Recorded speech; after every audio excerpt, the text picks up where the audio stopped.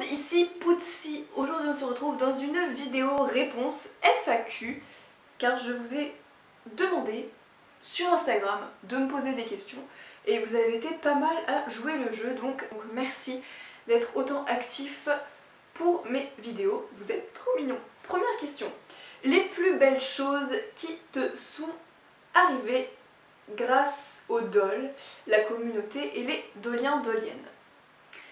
Bah déjà j'ai fait de très bonnes rencontres, voilà, j'ai fait de très bonnes rencontres, que ce soit amicales, j'ai rencontré mon copain grâce à la passion. Bah, j'ai pu gagner en créativité, en confiance en moi aussi peut-être, même si c'est assez paradoxal parce qu'au final il y a eu pas mal de choses négatives qui ont aussi contribué au fait que j'ai pas, enfin, que ma confiance en moi a un peu diminué depuis quelques années, mais quand même, je dirais que ça m'a quand même apporté de l'assurance, on va dire. Deuxième question, ce n'est pas une question, ah bon d'accord, mais c'est chouette que tu fasses plus de contenu sur YouTube. Et bah j'essaye de proposer plus de vidéos, donc une tous les mercredis à 13 h, parce que c'est vrai que ça fait un moment que je suis pas très active, que ben, c'est un peu compliqué quoi, donc voilà, j'essaye, donc merci. Que penses-tu de l'évolution tel un Pokémon de Taylor? Eh bien, ce que j'en pense, bah je suis fière, voilà, parce qu'on est quand même parti de très loin, si vous voyez ce que je veux dire. Il était vraiment très moche avant, donc j'ai envie de dire, bon, il n'y avait pas grande difficulté finalement à le faire glow up, finalement. Donc voilà, mais ouais, je suis plutôt fière, voilà. Il y a combien d'espèces dans ton univers, loup, vampire, etc. Alors, je t'avoue que je peux pas vraiment répondre à cette question-là, étant donné que ça risque de spoiler pas mal ma série. Mais en fait, dans mon univers, tout est possible au niveau des espèces, donc voilà. Ta plus grande fierté dans ta collection? Ma plus grande fierté dans ma collection... avoir des My Lies sur certaines de mes dolls. Non, mais... je sais pas, honnêtement je saurais pas vraiment te répondre parce que bah, je suis fière de tout ce que mes dolls ont et ce qu'elles sont, et voilà. Qu'est-ce que tu dirais à la Poutsi du passé au jour d'aujourd'hui, conseil critique? Je dirais mais tellement de choses, honnêtement. Notamment, te prends pas la tête Poutsi du passé, clairement, parce que des cons ici, il y en a partout. Donc perds pas ton temps là à faire des stories, des machins, embrouille, trucs, machin pour expliquer aux gens. On s'en fout, éclate-toi, c'est l'essentiel. Ne calcule pas les abrutis. Donc déjà je dirais ça. Qu'est-ce que je pourrais lui dire? Arrête de coller des piercings sur la tête de tes dolls, frérot, parce que je te jure que dans 99% des cas tu regrettes. Arrête. Non je rigole, dit-elle alors que demain elle le fera encore. Mais bref. Ne te rabaisse pas en disant que tes dolls sont trop moches comparées à celles des autres, machin, parce qu'un jour tu verras, tu auras ta revanche. Et tes dolls seront potables. C'est déjà pas mal. Quelle est la doll que tu aimes le moins dans ta collection? Je t'avouerai que je te répondrai Ayuno qui est actuellement décédée. Un plaisir. Pourquoi? Bah tout simplement parce que pour l'instant elle est pas custo finalement. Après je te dirais aussi Milky, parce que j'ai du mal avec ces custos. Alors je vais pas les vendre, hein, je les adore ces dolls là, mais c'est ouais, celle que j'aime le moins je pense dans ma collection au final. As-tu déjà pensé revendre toutes tes dolls et tout arrêter à cause de drama? Alors non, je n'ai jamais pensé arrêter les dolls et revendre ma collection pour des dramas, clairement. Parce qu'à la limite, ça m'est déjà arrivé de vouloir arrêter la communauté, me casser, me tailler, mais toujours continuer ma passion dans mon coin. Donc au final, non, je n'ai jamais voulu vendre ma collection pour des dramas, clairement. Parce que en fait, ça fait vraiment partie de moi, ma passion pour les poupées. Genre, les poupées me passionnent depuis mon plus jeune âge. Donc je t'avoue que non. Mais quitter la communauté, ouais, plein de fois j'ai pensé, mais alors là... C'est quoi qui t'a attiré chez les dolls et où trouves-tu tes idées? Continue comme ça. Alors déjà, merci. Et qu'est-ce qui m'a attiré dans les dolls, enfin dans les poulies pétaillantes?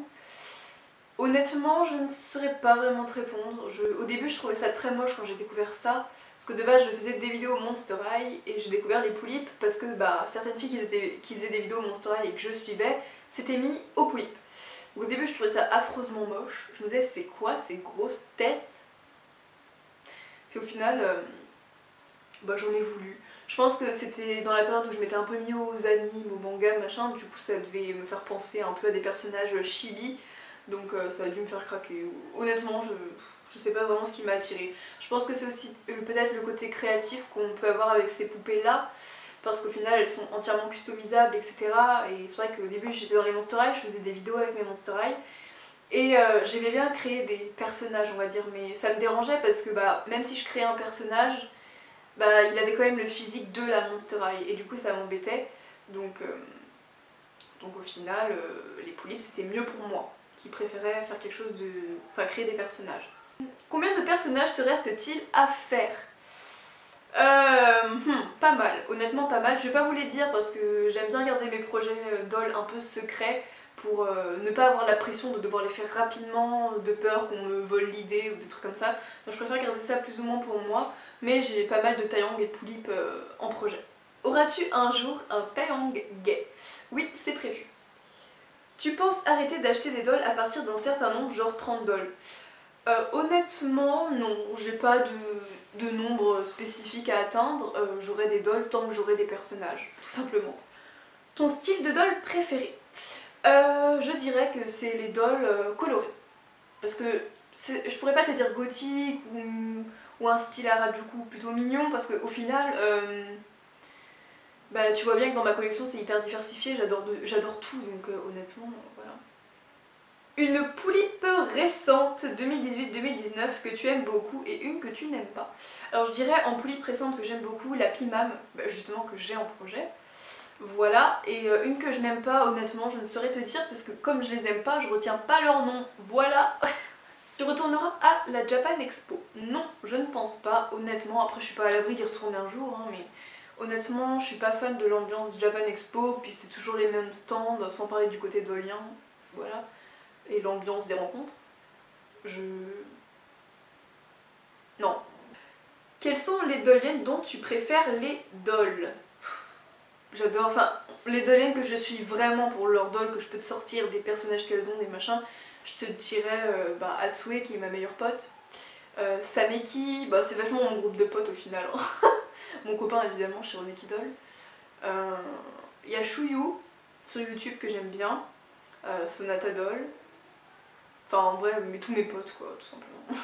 Luca, elle trompe Neji avec Jin parce que moi je suis perdue. Alors, vous avez été beaucoup à me questionner là-dessus. Alors non, pas du tout. En fait, c'est que sur Instagram, c'est vrai que je cheap. Alors ceux qui savent pas ce que ça veut dire, c'est en gros un couple que t'aimerais bien voir ensemble. Et je cheap beaucoup Jin et Luca. Mais ils ne sont pas en couple, c'est un délire. Luca est en couple avec Neji. Donc quand vous voyez mes stories avec Jin et Luca, ne prenez pas ça au sérieux parce que ça reste un délire tout simplement. Neji est avec Luca.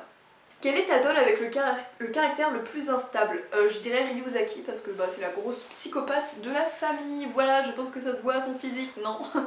Que penses-tu de la loi COPPA? Je sais pas si ça se dit comme ça. Que va devenir ta chaîne? Alors il me semble, je suis pas du tout renseignée sur le sujet, mais il me semble que la loi COPPA c'est la protection envers les mineurs sur internet, enfin sur YouTube. Dans le sens où les contenus qui sont susceptibles d'attirer les mineurs ou les vidéos faites par des mineurs, les commentaires sont désactivés par exemple. Je trouve ça bien d'un sens parce que ça préserve les mineurs, parce que clairement il y a beaucoup de jeunes sur internet. Et on n'est pas à l'abri de gros psychopathes sur le net, hein, clairement. Donc c'est bien parce que ça les protège, parce que les jeunes peuvent être plus ou moins naïfs, ils sont plus susceptibles d'être naïfs. Donc c'est bien, mais bon c'est vrai qu'après, pour les créateurs ça peut être compliqué. Moi je sais que j'ai quelques vidéos il me semble où les commentaires ont été désactivés justement. Et c'est chiant clairement parce que par exemple dans une passion comme la nôtre qui est les poupées, ça peut paraître directement enfantin. Alors que pas du tout, mes vidéos, voilà, je veux dire, c'est pas forcément destiné à un jeune public. Donc c'est vrai que c'est un peu dommage, c'est assez compliqué. La plupart des youtubeurs disent que YouTube a changé. Tu en penses quoi, toi? Je trouve effectivement qu'il y a un certain changement sur YouTube. Alors là, je parle en général, mais je pense que ce serait plus intéressant de parler dans la communauté dolienne, le YouTube dolien finalement. Enfin, Pulip et Taeyang, etc. Moi je trouve que en effet il y a eu un certain changement. Bah déjà il y a plus grand monde hein, qui font des vidéos poulip, on va pas se mentir, on doit être allez, 10 à tout casser. Donc déjà c'est vrai que ça, c'est un peu dommage. T'as moins de contenu à regarder, c'est vrai, et je trouve que ce qui est surtout dommage, c'est qu'il y a vachement ce côté passionné qu'on ne ressent plus assez, je trouve, dans la plupart des vidéos finalement, même certaines fois dans les miennes peut-être, hein, je ne sais pas. Mais c'est vrai que parfois, enfin c'est pour ça aussi que j'ai pas fait de vidéo pendant très longtemps, parce que j'avais pas l'envie de le faire finalement. Et j'avais pas envie de me forcer à avoir un planning pour vous sortir des vidéos, parce qu'il faut sortir des vidéos, parce qu'il faut surtout pas faire une pause, parce que sinon, oulala, ça pourrait être compliqué, plus personne pourrait regarder, enfin quand on revient, il y a peut-être des gens qui regarderont plus, on va peut-être perdre notre public, etc. Honnêtement, moi je m'en fous parce que je suis là par passion, donc qu'il y ait 2000, 5000, 10 000 ou 2 personnes qui regardent, je m'en contrefous. Bon, c'est toujours bien d'avoir des gens qui regardent parce que ça fait des retours, ça fait plaisir, c'est motivant, mais c'est vrai que voilà, moi je préfère faire les choses voilà, avec passion. Vous voyez là par exemple, je tourne une vidéo le soir, et pendant un moment, à force de voir des vidéos de qualité dans les poulies, je me disais ah non, tu peux pas faire ça, Pouti, tu peux pas sortir des vidéos avec une luminosité dégueulasse, un montage de merde, parce que bah non, tu peux pas te permettre en fait. Et il y a aussi beaucoup d'abonnés finalement qui foutent la pression aussi, n'empêche, hein, genre surtout sur Instagram pour les photos. Oh, tu devrais t'améliorer dans ci, t'améliorer dans ça, pour les montages, pour les ci, pour les ça. Et c'est vrai que moi, mon but, c'est pas forcément de m'améliorer, je suis juste là pour partager ma passion, pour m'éclater, pour rigoler avec vous. Et c'est vrai que bah, je trouve ça dommage que du coup, que dans le YouTube d'Olien, je ressente plus quand je regarde les vidéos des autres, forcément cette flamme en fait, la flamme de la passion comme on dit. Je trouve ça dommage. Voilà, donc j'essaye de... Vous voyez, bah là j'essaie de faire des vidéos un peu rigolotes par exemple, parce que je trouvais que mes vidéos étaient trop sérieuses. Genre j'avais envie de changements, comme à l'époque, où on rigolait, on faisait des vidéos mais tellement débiles. Et ça me manque, voilà. Donc désolée, j'épilogue pendant 35 ans sur la question. Mais du coup voilà, donc je trouve effectivement que ça a changé. Après le YouTube général, là je n'en parle même pas, parce que pour moi c'est exactement la même chose. Enfin bref. Le type de perruque que tu préfères, je dirais les wigs synthétiques. As-tu déjà été influencée pour choisir un modèle de doll? Genre, c'était à la mode. Il y a pas longtemps, j'avais un projet, enfin il y a pas longtemps, si quand même, il y a un an genre, j'avais un projet, la poulie China China, parce que sur Instagram tout le monde la voulait et à force de la voir, je sais pas, je me suis fait emporter par la vague de la mode. Et au final, je l'ai vite supprimé de mes projets parce que les June Planning, c'est pas du tout mon truc en fait, donc voilà. Donc oui, ça m'est déjà arrivé. Après, non, dans mes dolls actuelles, toutes celles que j'ai, c'est que je les voulais vraiment. Et puis, c'est pas trop mon genre en général de suivre les modes de toute manière, donc voilà. La doll dont tu es le plus fier. Honnêtement, je suis fière de toutes mes dolls, donc t'en dire une seule comme ça, ce serait impossible au final parce que je suis fière de toutes mes dolls d'une manière différente. J'en ai que je vais être plus fière par rapport aux personnages, d'autres sur leur physique, enfin... Voilà, c'est vachement... J'aime toutes mes dolls et je suis fière de toutes mes dolls. As-tu déjà pensé à avoir une poupée en commun avec ton copain? Non, jamais, parce que moi ça m'intéresse pas d'avoir une poupée en commun avec quelqu'un, enfin une seule poupée en commun avec quelqu'un, ou genre on se la partage par exemple, parce que elle serait pas totalement en moi, j'aurais pas tous les droits dessus, donc si j'ai envie de faire quelque chose et que l'autre n'a pas envie, je pourrais pas. Donc non, honnêtement ça m'intéresse pas.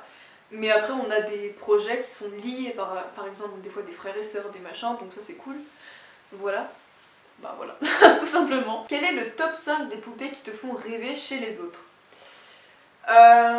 Je t'avoue que j'ai du mal à être fan d'une doll de quelqu'un, en fait, d'autre. Mais j'ai quand même des dolls qui sont ancrées dans mon kokoro, donc je vais les citer quand même. Donc vous avez déjà Jean de Shironeki Doll, mon copain.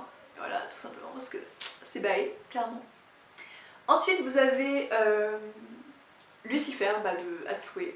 Et non, je ne lui lèche pas le cul, c'est vrai, c'est une doll que j'adore.